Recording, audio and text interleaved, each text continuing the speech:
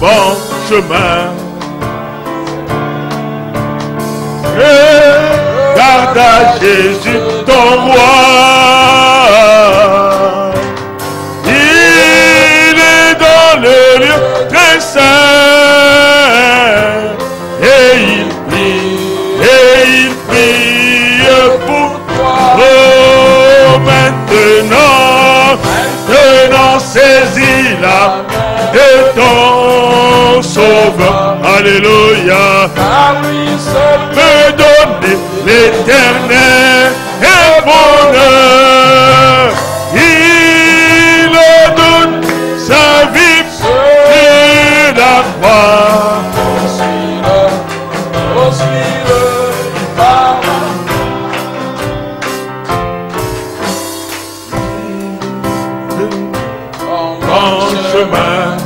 En chemin, regarde à Jésus ton roi. Il est dans le lieu saint, et il prie pour toi. Oh, maintenant saisis la main de ton sauveur. Alléluia. Ma vie seule peut donner l'éternel et bonheur. Il a donné sa vie. Oh, suis-le. Que le Seigneur vous bénisse richement. Prenez avec moi le livre de la Genèse.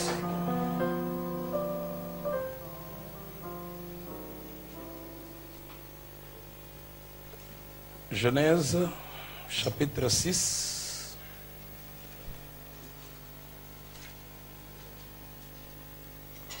Non.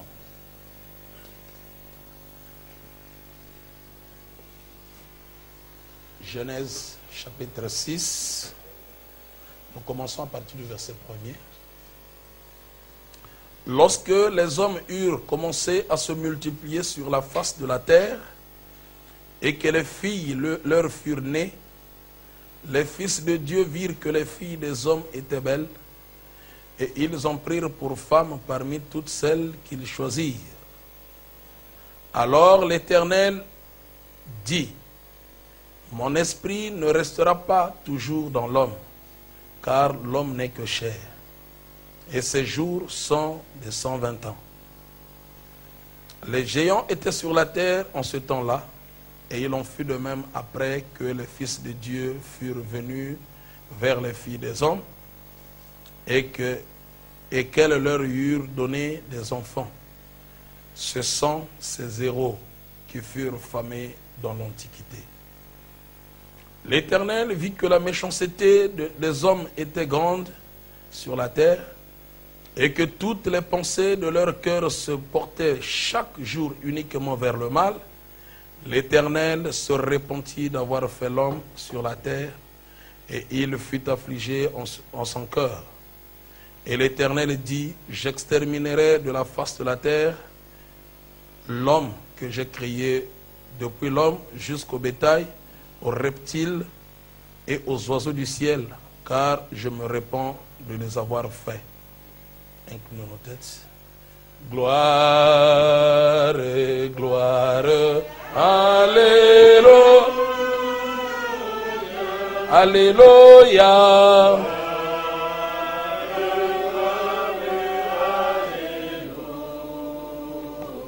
Oh, gloire.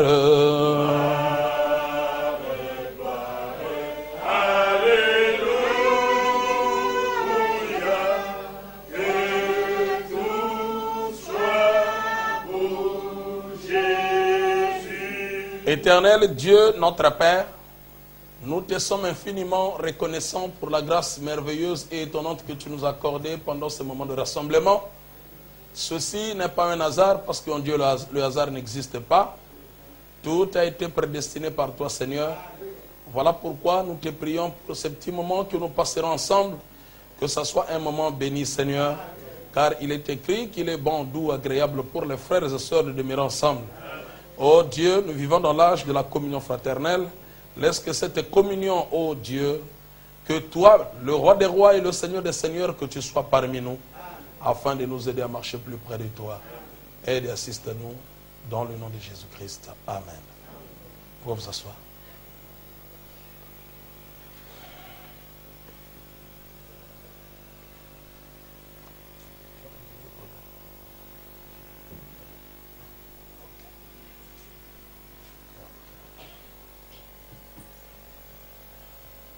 Ok, je crois que le pasteur a donné le programme. On aura culte vendredi et puis dimanche matin et soir. Ce soir, nous sommes ici pour la prière. Nous allons consacrer un petit moment à la prière. Parce que Frère Branham dit qu'il arrive des fois que nous oublions ce qui fait la force.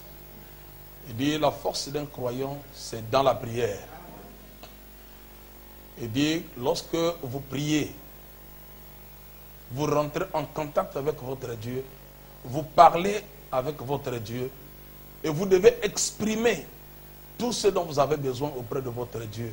Vous demandez à votre Père, parce que si nos pères qui nous ont mis au monde, ils peuvent nous donner du pain, ils peuvent nous donner du poisson, ils peuvent nous donner de bonnes choses, combien plus forte raison notre Père céleste.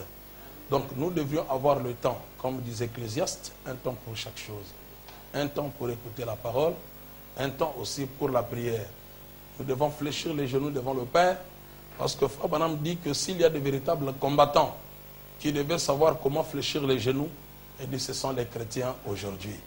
Et quand nous parlons des chrétiens, ce sont ceux qui croient le message du temps de la fin.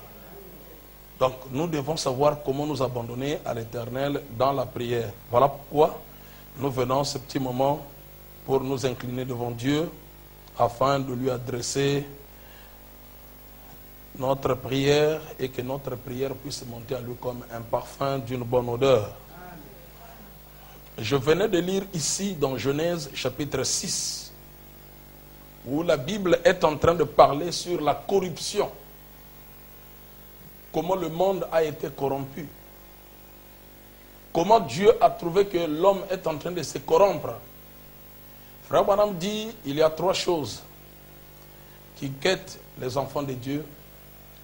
Non seulement les prédicateurs, même les fils de Dieu. L'argent, la femme et la popularité. Il dit, ce sont des pièges qui sont devant chaque croyant. Si tu ne tombes pas avec l'argent, peut-être avec la femme. Si ce n'est pas avec la femme, peut-être avec la popularité. Mais avec la femme, c'est très facile. On sait que voilà, il y a tel acte qui a été commis. Avec l'argent, ça, on n'en parle pas. Un prédicateur peut avoir des milliards. Ça, on trouve que c'est normal. Alors qu'il y a aussi, Frère Branham dit que faites attention avec l'argent. Et nous avons vu aussi que Frère Branham dit, avec l'argent, beaucoup de gens se sont éloignés de la parole. Ils ont pensé que l'argent, c'est une sécurité. Bon, j'ai mon argent à moi. Bon, même si je ne vais pas à l'église, bon, ce n'est pas mon problème. Les enfants de Dieu peuvent se rassembler, prier, chanter, attendant le pasteur. Le pasteur ne vient pas. Pourquoi il a son argent? Si vous ne voulez pas, bon, vous pouvez vous en aller. Il oublie que si aujourd'hui il pouvait être appelé pasteur, si aujourd'hui il pouvait avoir ce qu'il a, c'est à cause de ces enfants de Dieu. Hein? Vous voyez qu'il y a beaucoup de pièges devant nous. Et nous devons faire le nécessaire de pouvoir surmonter toutes ces choses.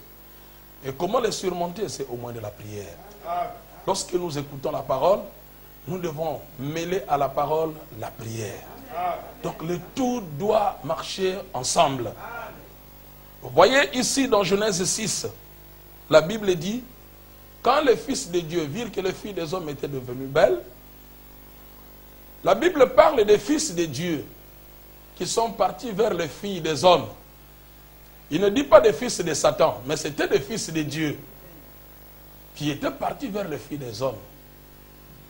Frère Branham dit, ce péché a commencé là. Comment les fils de Dieu peuvent aller vers les filles du monde? Les filles des hommes. Il dit, elles étaient devenues belles.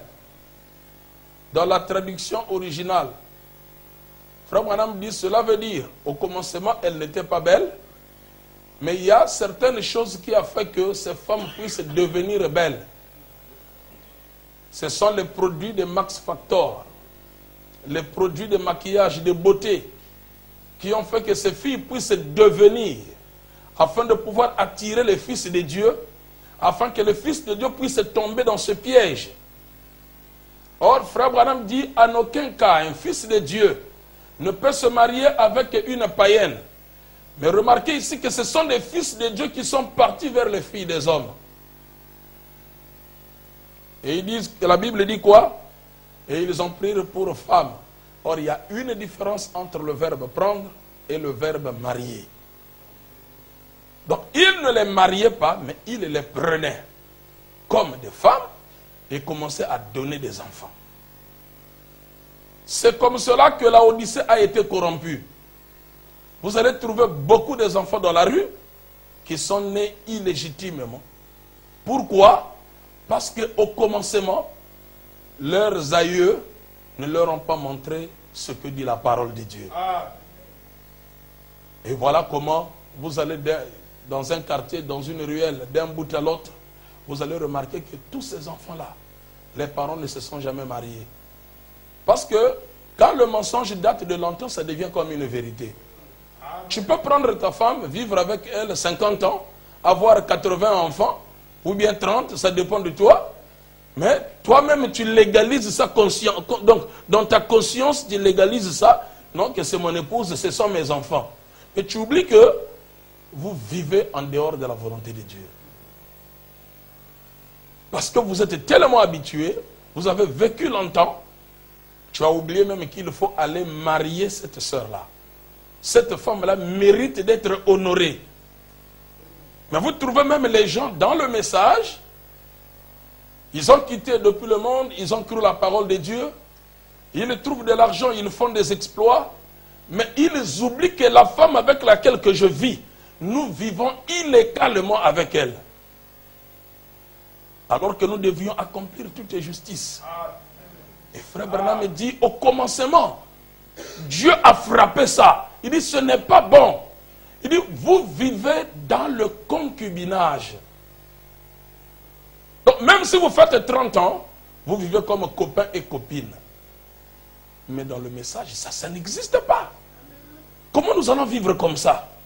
Je vis avec ma femme comme ça. Et demain après-demain, mes enfants commencent à se marier. Je viens me pointer, donner 4 vestes, donner $1 million, donner ceci et cela. Mais toi, tu n'as jamais expérimenté cela.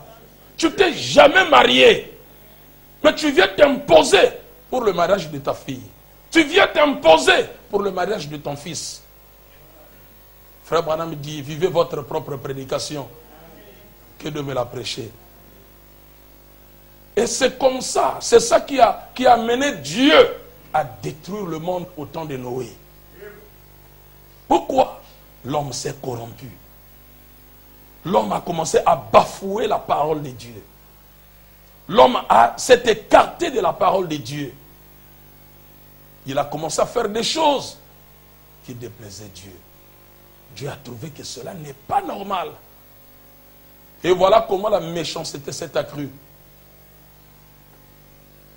C'est comme je parlais le dimanche chez le pasteur Ndaye là-bas.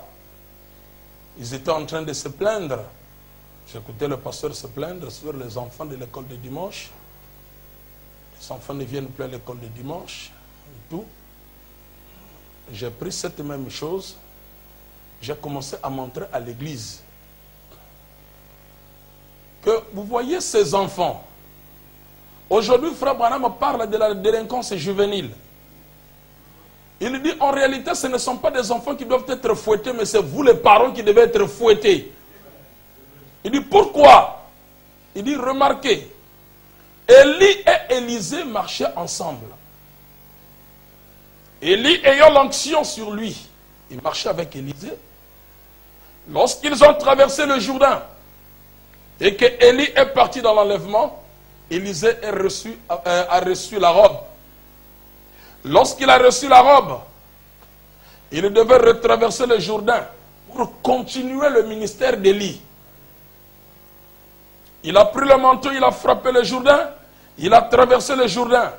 Et lorsqu'il a traversé, il a vu les enfants des prophètes qui commençaient à se moquer d'Élisée. Monte, chauve, monte, chauve, monte, chauve. Mais Élie est parti, mais toi tu attends quoi? Chauve, monte.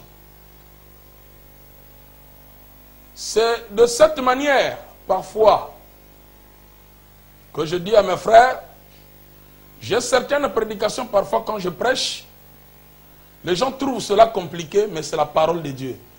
Donc je peux prêcher par exemple sur le calvitie de William Branham.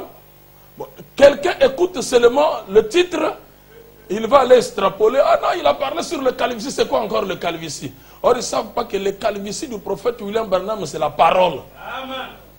C'est déjà une identité. Parce que frère Branham dit tous les Élis ont toujours été chauves. Donc on peut être là autour du calvitie, parler simplement sur ce calvitie. Et pourquoi le calvitie? Alors on a vu Élisée, il traverse. On a commencé à se moquer du calvitie du prophète. Monte chauve, monte chauve. Élisée a appelé les ours qui sont sortis de la forêt. Et les ours ont bouffé les 42 enfants qui étaient là. On les a bouffés, ces enfants sont morts. Frère Branham dit, si ces enfants ont été mangés par des ours, il dit c'est parce que leurs parents ne leur ont pas enseigné comment respecter les serviteurs de Dieu. C'est parce que ces enfants ne partaient pas à l'école de dimanche pour être enseignés comment respecter les choses spirituelles, les hommes de Dieu, les frères et les sœurs. De la même manière que nous sommes en train d'inciter les enfants à aller à l'école, mais nous devons les inciter aussi d'aller écouter la parole de Dieu. C'est notre responsabilité en tant que parents. Sinon, nous allons perdre ces enfants. La délinquance est juvénile. Voilà pourquoi frère Branham me dit, ces enfants ne partaient pas à l'école de dimanche. Ces enfants n'étaient pas enseignés à cause des parents délinquants. Alors ce ne sont pas les enfants qui doivent être fouettés, c'est les parents qui doivent être fouettés. Voilà pourquoi on doit commencer d'abord à condamner les parents, parce que les parents n'ont pas le respect pour le message, ils n'ont pas la révérence pour le message. Vous prenez Branham comme votre ami, vous prenez Branham comme n'importe quel prédicateur, vous n'avez pas la révérence de ce message. Et voilà pourquoi vos enfants aussi, quand ils voient frère Branham, ils voient un frère, une sœur. Voilà pourquoi, aujourd'hui même dans l'église, entre nous, un frère peut voir un frère âgé qui a même l'âge de son père. Il ne peut même pas le respecter, que ça c'est une maman, ou bien ça c'est un papa. Parce qu'on s'appelle frère, oh frère, il raconte de n'importe quoi devant un papa ou devant une maman. Ce n'est pas parce qu'on s'appelle frère, ce n'est pas parce qu'on s'appelle sœur qu'on peut dire de n'importe quoi. C'est une sœur, oui, mais c'est une maman. Elle est âgée. Tu dois peser tes mots quand tu parles à une maman. Tu dois peser tes mots quand tu parles à un papa. Bien que c'est un frère. Et nous commençons à nous écarter de ces principes. Et que font les enfants? Ils ne font qu'imiter ce que nous faisons. Et à la maison, on ne sait pas comment prier. Les enfants ne sauront pas comment prier.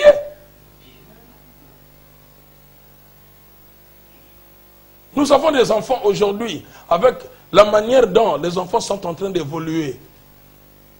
Quand ils voient ce que vous faites, avant de manger, vous priez. Avant de faire ceci, vous priez. Mais le jour que vous allez manger sans avoir prié, c'est l'enfant qui va vous rappeler, papa, tu n'as pas prié. Ah, tu avais tellement faim, mais tu es contraint. Parce que l'enfant te regarde.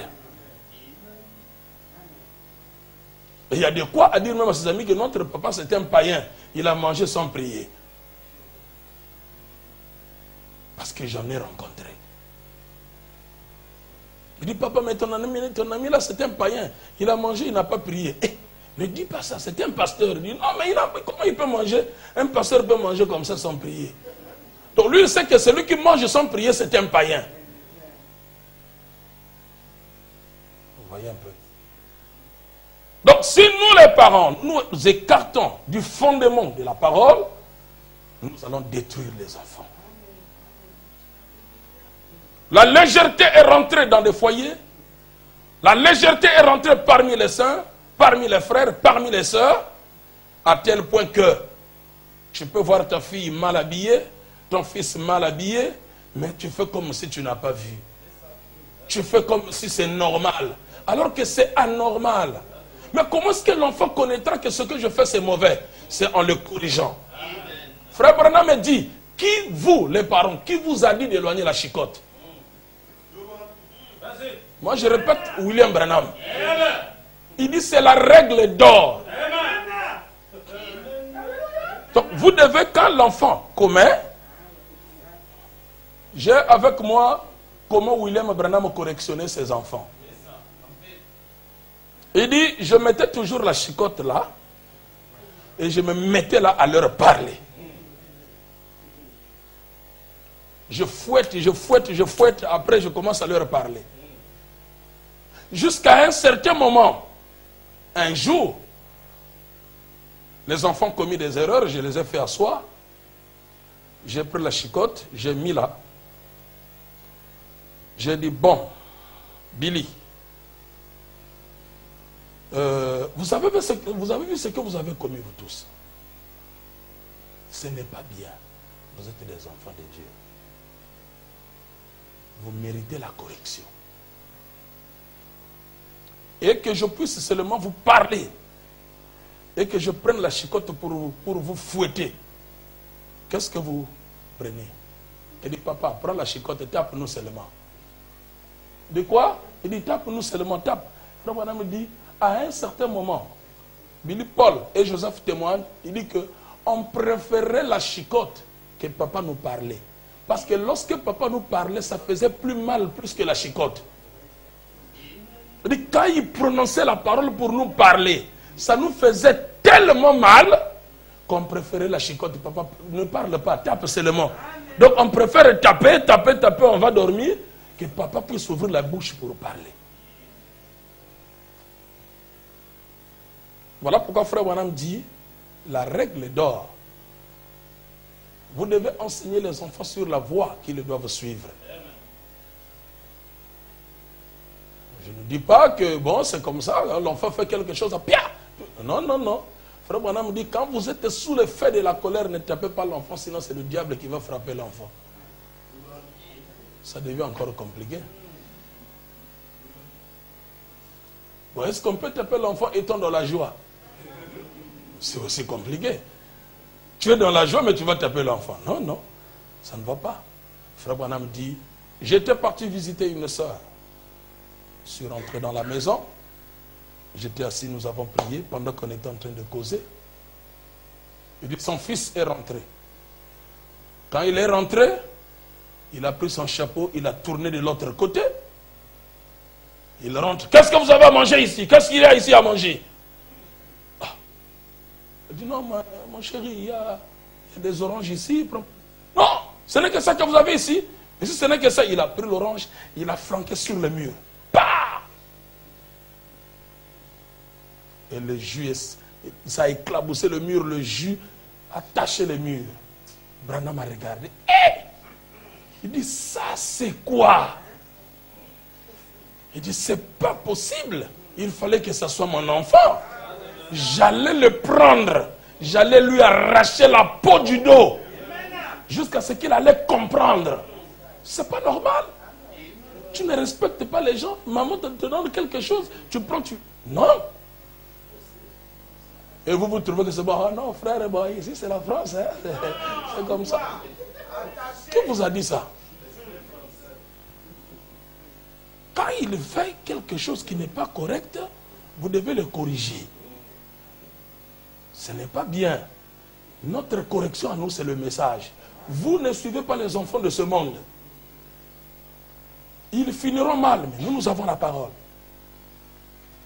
Dieu ne nous laisse pas lorsque nous commettons. Il est notre Père, il nous aime beaucoup. Mais son amour vis-à-vis de nous, lorsqu'il nous voit en erreur, il le frappe. Il te ramène dans la ligne. je ne vous incite pas à être de mauvais parents ou bien à commencer à taper les enfants. Non, j'aimerais que vous soyez équilibrés là-dessus. Ne pas laisser les enfants être influencés par le monde. Il n'y a rien de bon dans le monde. Et nous-mêmes aussi, ne nous laissons pas influencer par la mondanité. Le message nous suffit. Là, c'est ça, la danse indienne, c'est toujours autour du feu. Quelque chose veut nous embrouiller. Non, non, frère, revenons un peu sur ce que le prophète a dit. Nous revenons sur ce que le prophète a dit. Qu'est-ce que le prophète a dit?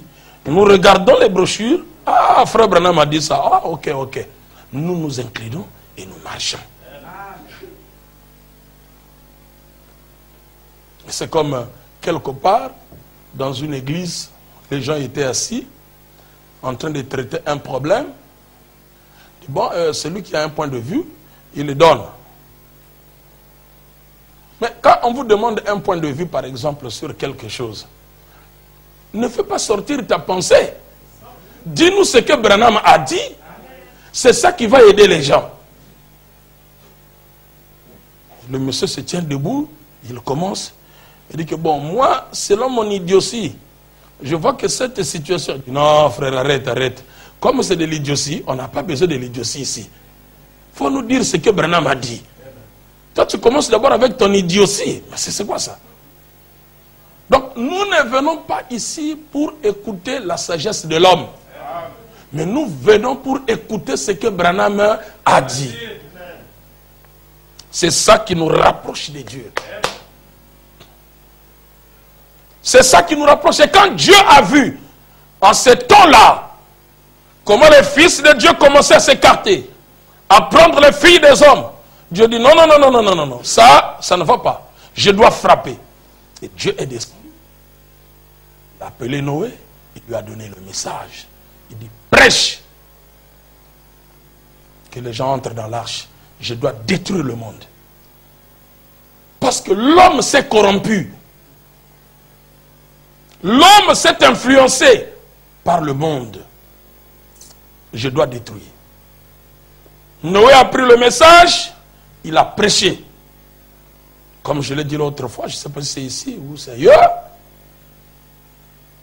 La responsabilité de Noé était de se tenir à la porte de l'arche et de prêcher la parole. L'effet de la parole elle-même qui sort de la bouche de Noé, ce n'était pas la parole de Noé, c'était Dieu parlant au travers d'un homme. Donc Noé ne pouvait pas être là pour suivre les antilopes, mais ça c'est quel genre de punition on te donne pour suivre un antilope? Attraper un antilope mâle, tu le fermes là, tu vas aller attraper la femelle, tu l'amènes là, tout ça. Et comment tu vas faire ce travail? Non. Comment tu vas les faire sortir, je ne sais pas, les rhinocéros et des eaux là-bas, tout ça, les éléphants et consorts? Ce n'est pas ça le rôle de Noé. C'était se tenir à la porte de l'arche, de prêcher la parole. Donc, cela n'était pas important. Que Branham vienne ici ou pas. Le problème de Dieu, c'est que Branham se tient là, qu'il prononce la parole. Et cette parole est à la recherche de chaque âme. Comme il s'était écrié dans le jardin d'Éden. Adam, Adam, où vas-tu? La voix cherchait Adam. De la même manière que Branham, quand il a prêché depuis les États-Unis, ici ta vie a changé. Tu n'étais pas là. Mais cette même parole est à ta recherche. À la recherche des âmes. Comme la parole que Noé prononçait était à la recherche des animaux, des oiseaux. Tous, il était en train de les captiver et il venait par couple. 2 à 2, il rentrait dans l'arche. Et nous aussi, le message de Branham est à la recherche des âmes. Il te prend, tu es un élu, allez rentre. Tu rentres. Il te prend, tu es un élu, rentre. Si ça te prend, tu n'es pas un élu, tu vas repartir. Mais les élus, la parole est à la recherche. Et c'était comme ça que Noé s'était tenu sur la brèche. Il a porté la parole, les animaux sont rentrés, sa famille est rentrée. Et à la fin, il a fermé l'arche. Dieu lui dit, ce n'est pas toi qui fermeras l'arche, c'est moi qui va fermer. Parce que, quelque part, tu risques de faire les compromis. Parce qu'aucun de tes frères n'a cru la parole, ni ton oncle n'a pas cru la parole. Quand tu vas rentrer et que je te laisse avec les clés, lorsque ton petit frère viendra frapper à la porte, tu risques d'ouvrir pour lui. Le message, ce n'est pas un problème de famille, c'est un problème individuel.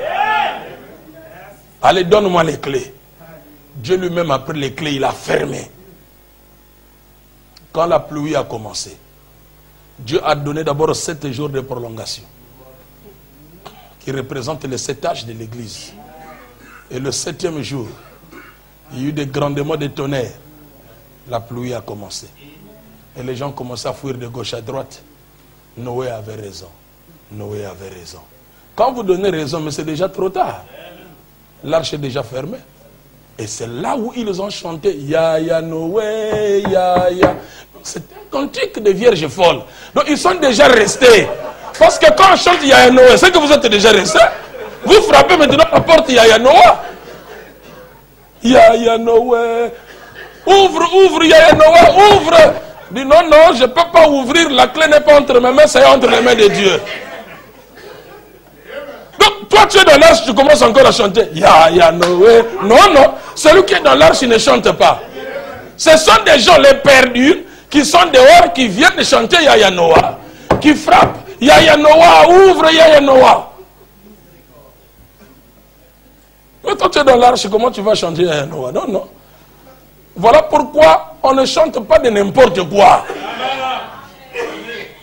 Chantez-nous la révélation de la parole. Oh, Ya Ya Noah, Ya Ya Noah. Ya Ya Noah, c'est quoi ça? Non. Et c'était là, Noé était là. Il regarde comme ça, c'est son petit frère qui vient après lui. Ah, comment ouvre? Il n'y a pas moyen, ce n'est pas moi. Dieu a les clés, ce n'est pas moi. Et les voisins commencent à dire, oh vraiment voisin, tu te souviens le jour-là, moi je t'avais aidé vraiment. Il dit, c'est un problème ici de la vie éternelle. Vous avez rejeté le message. Je ne peux rien. Ah Noé, même toi vraiment l'homme de Dieu. Mais oui. Vous avez rejeté la grâce. Et après avoir rejeté la grâce, le jugement va s'abattre. Et quand nous lisons ces choses, c'est comme de l'histoire. Mais frère Branham dit, l'histoire se répète. Ces mêmes choses doivent se passer aujourd'hui. Pas peut-être de la même manière que c'était passé avec Noé. Aujourd'hui, il n'y aura pas la pluie qui viendra pour détruire le monde. Non, non. Non. Aujourd'hui, ce sont les armes. C'est le feu. L'évolution de la science. À cause des fouilles archéologiques, aujourd'hui nous avons le réchauffement de la planète. On ne comprend plus rien. Vous êtes ici, on vous êtes surpris. Depuis décembre, il fallait qu'il y ait la neige et qu'on sorte. Et maintenant, c'est à la fin, en rentrant vers le printemps. Et voilà maintenant, il y a maintenant neige. Tout ça, c'est quoi? Le réchauffement de la planète. À cause des fouilles archéologiques, tout est en train de changer. Il dit, depuis le péché d'Adam, lorsque Noé entra dans l'arche, et que le monde antédiluvien, après le déluge, il dit, la terre s'était inclinée. La terre est sortie de son orbite. Et maintenant, nous attendons au dernier cataclysme, c'est-à-dire une dernière puissance qui doit venir basculer le monde afin que le monde revienne dans sa position originale. Et si ça revient dans sa position originale, c'est que là où il y avait le sec, là où sont partis les eaux vont revenir. Et ça serait terrible. C'est du catastrophe. Ce serait très catastrophique. Voilà pourquoi nous, on ne regarde pas ça. On regarde à Christ, notre arche. C'est là que nous nous rentrons. Il va encore chanter Yaya Noah. Mais nous, nous rentrons déjà. Tout ça, c'est quoi? C'est Dieu. Voyons la corruption. Comment l'homme est en train de se corrompre. La manière des hommes de se comporter. La manière des hommes de briser la parole. Et d'agir selon eux. Dieu dit non, non. Ça, je ne suis pas d'accord. Il a frappé. Frère Madame dit, le monde était détruit par l'eau. 2000 ans plus tard. Et 2000 ans plus tard, le Seigneur Jésus-Christ est venu. Il a versé le sang. C'était le deuxième témoignage. Quand Jésus a versé le sang, parce qu'il y a 3 qui rendent témoignage. L'eau, le sang et l'esprit. Et aujourd'hui, Frère Madame dit, depuis au temps de Noé, lorsqu'il y a eu le déluge, l'arc-en-ciel était sorti. C'était un symbole montrant que moi, je ne détruirai plus jamais le monde par les eaux. Mais le monde d'à présent est réservé par le feu. Toutes les armes qui sont en train de se fabriquer, c'est pour la destruction de l'humanité. Alors, où passeras-tu ton éternité?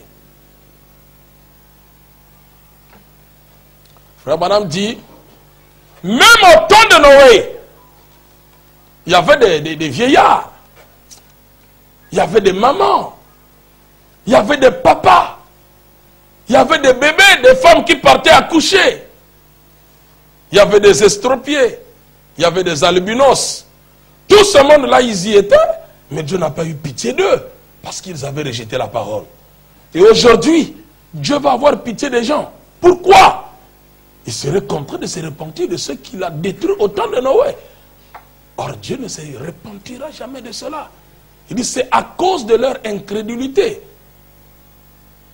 Les parents ont rejeté la parole, la malédiction est tombée sur eux, sur les enfants. Voilà pourquoi, pour qu'une nation soit condamnée, ça ne demande pas que Branham arrive là-bas, non. Le fait que vous êtes ici à Caen, il dit, ça, Caen est déjà jugé. C'est fini. Parce que Branham a visité Caen. Il l'a visité par votre canal. Parce que vous êtes le message. Le message du temps de la fin, c'est vous. Comme Branham disait, il a prêché même dans honte de lui. Lorsqu'il revenait de l'Afrique en 1965, il rentre, il dit, je reviendrai encore en Afrique, parmi les peuples africains, prêcher la parole de Dieu. Mais Branham est mort. Alors si les gens sont pentecôtistes, ils vont attendre un certain Branham qui reviendra pour venir prêcher la parole. Mais c'est faux ça. Branham est déjà revenu. Mais dans une autre forme. Des Éphésiens 4:11. Apportant la parole. Le message. Par ses auxiliaires. Ce n'est pas un Branham qui reviendra encore. Bon, moi c'est Branham, je suis revenu. Tout ça, il n'y a aucune promesse. Ça n'existe pas ça. Branham va revenir encore. Il viendra encore prêcher la parole de Dieu. Une doctrine qui n'a ni tête ni queue, qui n'a ni fondement. C'est des choses qu'on ramasse une saison. J'ai rencontré ça au Brésil. La doctrine de retour. Donc la doctrine du retour. Le retour de qui? De Branham. Mais c'est pas possible. Parce que vous ramassez des histoires comme ça. Le message est clair. Même la seconde venue, vous ne croyez pas, mais vous croyez au retour de Branham. Mais la seconde venue seulement, ça vous trouble la tête. Mais vous croyez au retour de Branham. Il va revenir comment? Pendant combien de temps? Il se mariera? Comment il va vivre? Qu'est-ce qu'il fera? Et quel a été le but de ce message? Et qu'est-ce qu'est le 7e sceau? C'est là où je disais aux frères, aux Brésiliens, il dit, vous voyez dans mon site, c'est écrit défenseur du troisième pôle. Il dit, vous pensez que le troisième pôle, c'est faire des miracles? Il dit, c'est faux. Le troisième pôle, c'est le septième sceau. Le septième sceau, c'est la seconde venue du Seigneur. C'est le sept tonnerres. Ce n'est pas différent. C'est la même chose. C'est la fin de toutes choses. Donc après cela, nous n'attendons plus à rien. On veut s'écarter des principes. Non, on ne peut pas s'écarter des principes. Respectons le prophète. Respectons le message. Aidons nos enfants à se maintenir dans la parole. Nous n'avons rien à donner à nos enfants, certainement. Mais qu'ils puissent hériter de fils que ce message.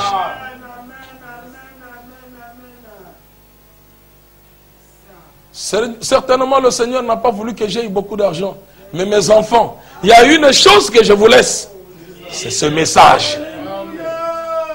Gardez cela minutieusement, précieusement. On peut vous ravir et tout. Mais attention avec ce message. Soyez fidèles à ce message. Nous ne sommes pas coupables d'être nés pécheurs. Dieu sait qu'on est né dans le péché. Mais nous sommes coupables quand on veut y demeurer. Dieu sait que nous ne sommes pas coupables d'être nés des pécheurs. Mais nous sommes coupables si nous voulons demeurer dans le péché. D'où nous avons des hauts et des bas. Mais nous devons avoir un attachement à la parole. Amen. Aimer la parole. Aimer le prophète. Tout ce que tu as aimé et tous ceux qui t'ont aimé. Donc tous ceux qui ont aimé le prophète. Donc le fait d'aimer seulement le prophète.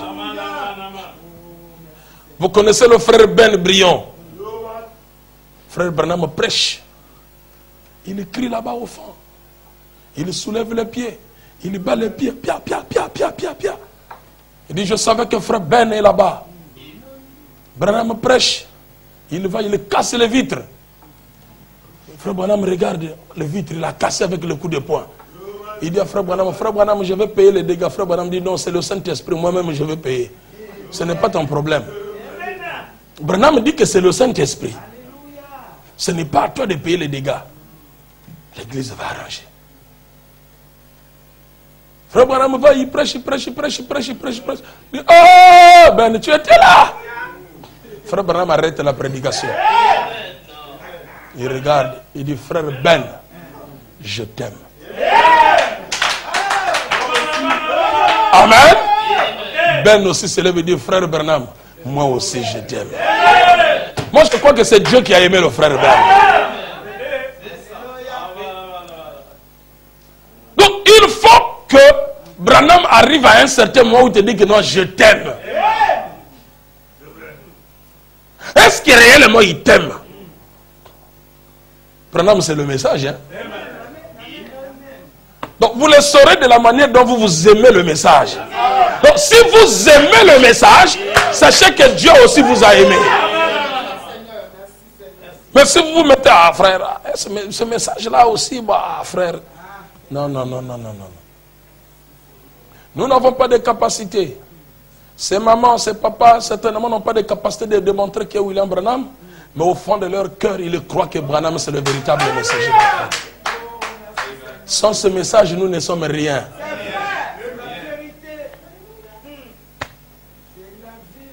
On nous enlève le message, mais nous ne sommes rien. Ce qui fait de nous ce que nous sommes, c'est ce message. Voilà pourquoi on doit attacher ce message.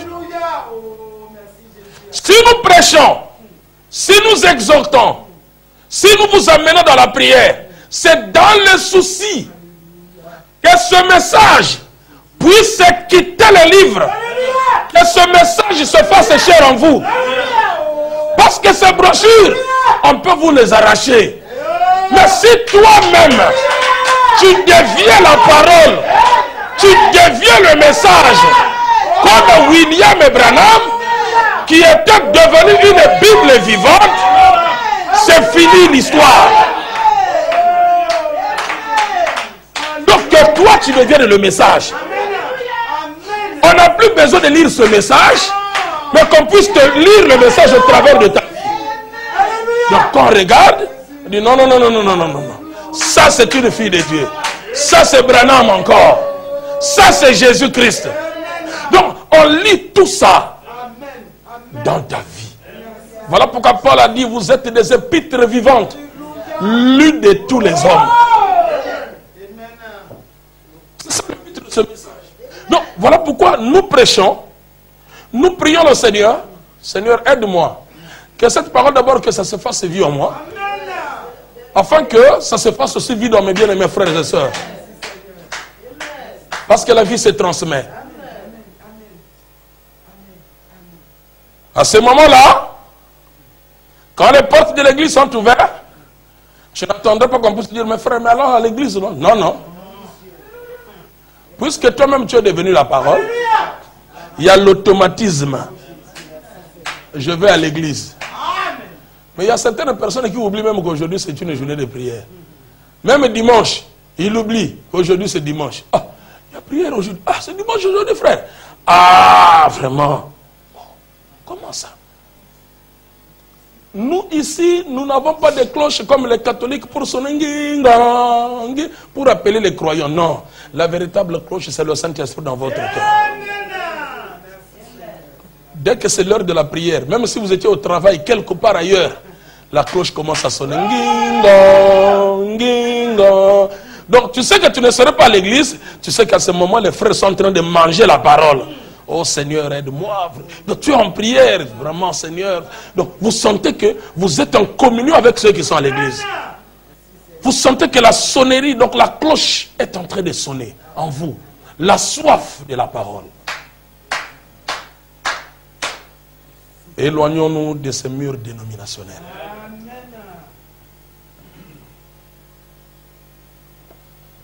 Le monde et sa convoitise vont passer. Mais ce message ne passera jamais. Comme nous aurons réunion le vendredi et 2 services le dimanche matin et soir, nous allons remettre ce service entre les mains du Seigneur dans la prière. Afin que Dieu puisse nous assister, que Dieu puisse nous parler, que Dieu puisse nous aider. Je crois qu'à la chambre haute, lorsqu'ils avaient reçu le Saint-Esprit, Pierre, une prédication de moins d'1 heure, il a converti 3000 âmes. Je crois de tout mon cœur que ce même Dieu-là, il est notre Dieu. C'est le Dieu de William Branham. Et que ce Dieu-là puisse mettre en vous l'urgence, le poids des âmes.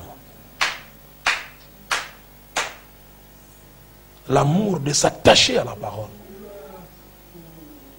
Seigneur, nous aimerions que notre église se stabilise dans la parole. Que notre église puisse prospérer dans la parole. Que ce soit une très bonne église. La beauté d'une église ne consiste pas dans les murs, ni dans les toitures, ni dans la grandeur des gens. Mais la beauté d'une église consiste dans l'enseignement qui est donné dans cette église-là. Et le comportement des gens dans cette église-là. L'attitude des gens dans le message. C'est ça qui fait la beauté du message. Et quand vous rentrez, vous vous sentez à l'aise, vous vous sentez chez vous, vous voyez la parole qui est en train de couler, l'onction qui est en train de couler. Ce n'est pas vous rentrez quelque part, vous trouvez, c'est comme si vous êtes chez les pentecôtistes, c'est comme si vous êtes chez les Bima, c'est comme si vous êtes, on ne comprend pas quel genre d'onction. Mais l'onction qui accompagnait ce message doit être derrière chacun de nous. Seigneur, tu as détruit autant de Noé. Parce que l'homme s'est corrompu. Nous ne voulons pas aujourd'hui que nous puissions nous corrompre.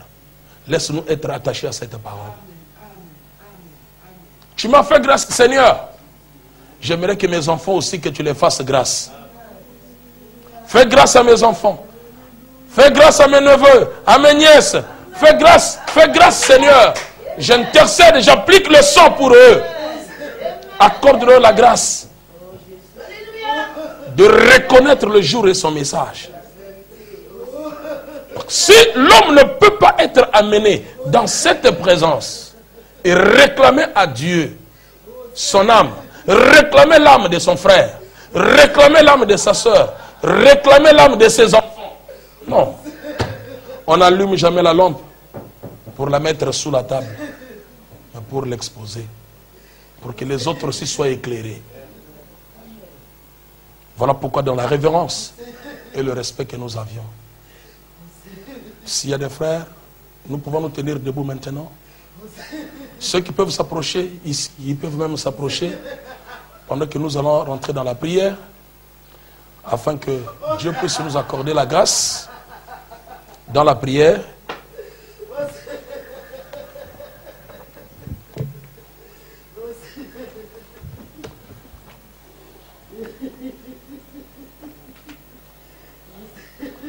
Je vais lire le prophète dans le chef-d'œuvre pendant que nous sommes debout. Frère Branham dit, j'aime que vous soyez debout ou à genoux pendant que nous prions, mais je n'aime pas que vous soyez dans une position assise. La meilleure position pour prier, c'est être debout ou bien être à genoux. À moins que vous soyez malade. En dehors de cela, nous allons prier, nous allons lire le prophète. Frère Branham dit, nous nous rendons compte que nous vivons dans un chemin vraiment horrible, sombre, comme nous le disons au commencement. Nous marchons en gravissant une montagne. Nous passons dans des endroits raboteux. Sombre est le sentier, mais nous portons la lumière. Puissions-nous voir le sentier pas à pas, alors que nous avançons maintenant jusqu'à ce que nous nous retrouvions comme des voyageurs, comme le voyage du pèlerin. Jusqu'à ce que nous finissions par arriver au haut de la colline. Guide-nous, ô berger, grand Jéhovah, conduis-nous par ton esprit. Nous savons que nous sommes loin d'être un chef-d'œuvre, mais nous considérons d'où nous avons été taillés le vrai chef-d'œuvre. Et c'est en lui que nous nous confions. Amène-nous simplement à lui. Seigneur, accorde cela, Seigneur. Guéris tous les malades qui sont parmi nous, Seigneur. Nous l'avons considéré comme frappé et affligé, mais il a été blessé par nos transgressions. Le chef-d'œuvre de Dieu a été frappé et il a été blessé pour nos transgressions. Et c'est par ces meurtrissures que nous avons été guéris. Guéris les malades, Seigneur, qui sont dans ta présence divine en ce moment, car nous savons que tu es ici maintenant. Purifie nos âmes, nos cœurs, et tout ce qui est mauvais, de toute mauvaise pensée et de toute mauvaise parole, de tout ce qui est mal. Purifie-nous, Seigneur, et nous te prions, Père, de guérir notre corps malade. Nous allons murmurer ce petit cantique. À l'ouest, le soleil se couche. Oh, il arrive à la fin de sa course. Et je vois combien ce temps est là. Oh, c'est le temps du coucher du soleil, car c'est la fin, c'est la fin, c'est la fin de la course, car c'est... Oui, mon frère, ma soeur, c'est la fin de la course. Avec la révérence que nous avions dans sa présence maintenant, avec nos mains levées vers le ciel maintenant, prions le Seigneur tous ensemble maintenant. Oui, tendre Père Céleste, notre Dieu, tu es le glorieux Saint-Esprit, celui qui se tient au milieu de cet chandelier, le même hier, aujourd'hui, éternellement. Tu es le Père, le Fils et le Saint-Esprit. Avant toi, il n'y avait pas un Dieu, et après toi, il n'y en aura pas aussi. Tu es la grande colonne de feu qui est descendue en ce temps de la fin pour se révéler à nous, Seigneur, pour nous purifier, nous sanctifier et faire de nous véritables fils et filles de Dieu. Oh Dieu, son trône de pouvoir le faire. Voilà pourquoi nous reversons toutes ces belles fleurs. Voilà l'ancien Dieu, voilà la colonne de feu, voilà le bon berger, celui qui était, qui est et qui est venu. Père, nous sommes venus au Dieu puissant de la prière. Que tu nous aides, Seigneur Jésus, à combattre le bon combat de la foi, à vaincre le monde et sa convoitise, et à marcher pieusement dans ta parole. Et que tu nous donnes, au Dieu puissant, que tu nous accordes la grâce de combattre le bon combat. Que tu nous accordes la grâce de manifester ton amour, ta bonté et ta miséricorde, parce que le Dieu toi facile. Oh Dieu, nous nous abandonnons à toi, Seigneur. Lave-nous de la parole, purifie-nous de ton sang, sanctifie-nous au nom puissant. Et aide-nous à pouvoir être élevés au-dessus des esprits et que nous puissions combattre le combat de la foi. Nous nous abandonnons à toi, Seigneur. Bénis nos âmes. Vois-nous davantage l'action de la possession de Saint-Esprit. Laisse que tu puisses nous accorder l'unité. Que tu nous accordes l'unité dans l'amour. Et que tu puisses, que nous puissions se révéler à tout chacun. Et que chacun de nous puisse voir ta sainte face. Et que tu éloignes de nous la corruption. Que tu éloignes de nous tout ce qui est du diable. Que tu éloignes de nous la mondanité. Et que notre vie puisse parler plus que ce que nous disons. Et que nous puissions réellement être des véritables témoins de la parole, de la résurrection. Dieu, voilà pourquoi, Père, nous attendons simplement. Soutiens-nous, accorde-nous une grâce spéciale, cette grâce. Sanctifie-nous, que tu fasses de nous véritables. Tu nous aides à combattre le mal et à pouvoir faire.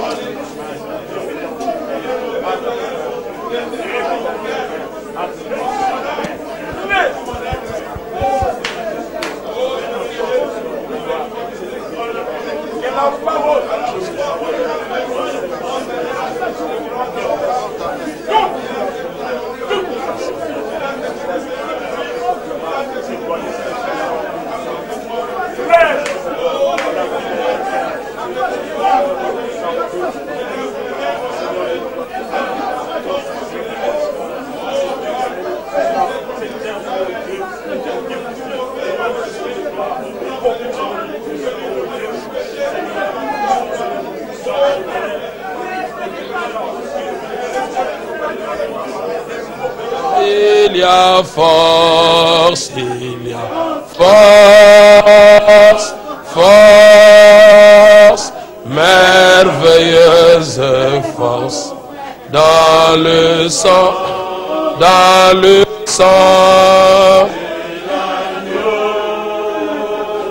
oh, il y a force, merveilleuse force, dans le sang précieux de la.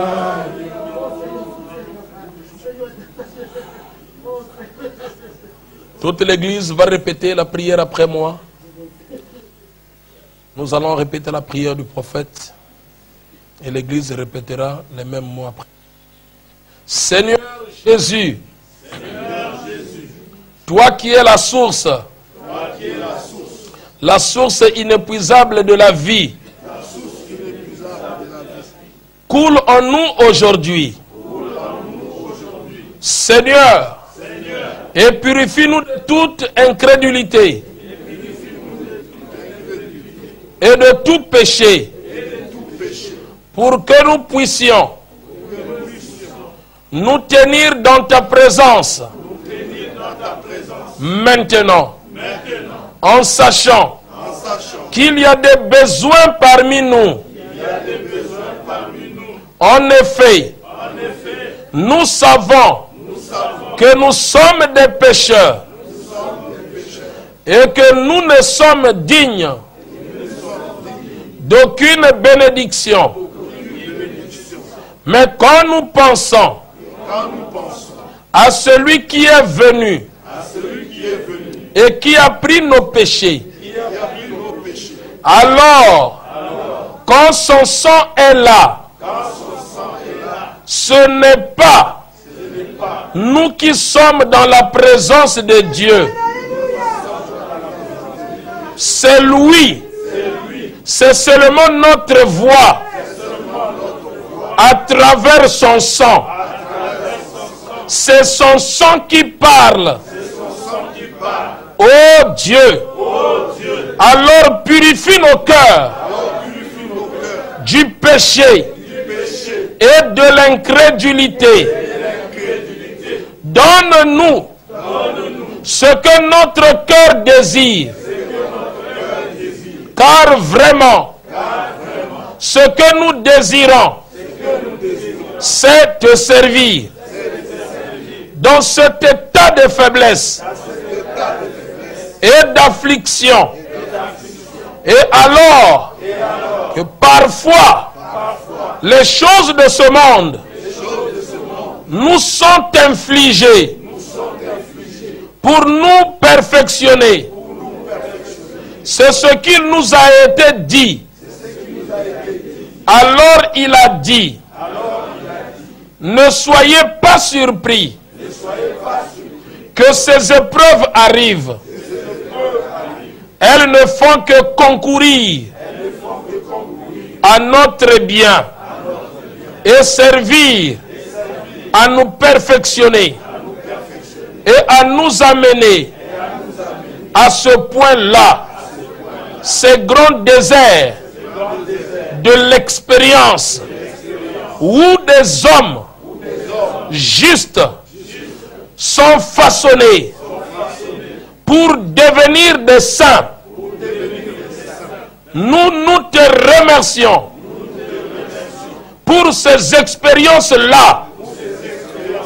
Seigneur, nous ne voudrions absolument pas, en aucun cas, faire quoi que ce soit qui soit contraire à ta volonté. Mais nous prions, Père, que ces choses servent à nous rapprocher de toi. Et quand les fardeaux sont tellement lourds et que nous ne pouvons plus avancer, alors nous levons les mains et nous levons des cris vers notre Père. Alors exauce du ciel, Père, guéris-nous, donne-nous une bonne santé dans l'intérêt du royaume de Dieu. Bénis ta parole au nom de Jésus-Christ. Amen. Acclamons tous le Seigneur. Merci. Vous pouvez regagner votre place. Que le Seigneur vous bénisse richement. Qu'il comble votre âme. Qu'il vous éloigne des murs des dénominations et de la mondanité. Que le Seigneur vous bénisse richement.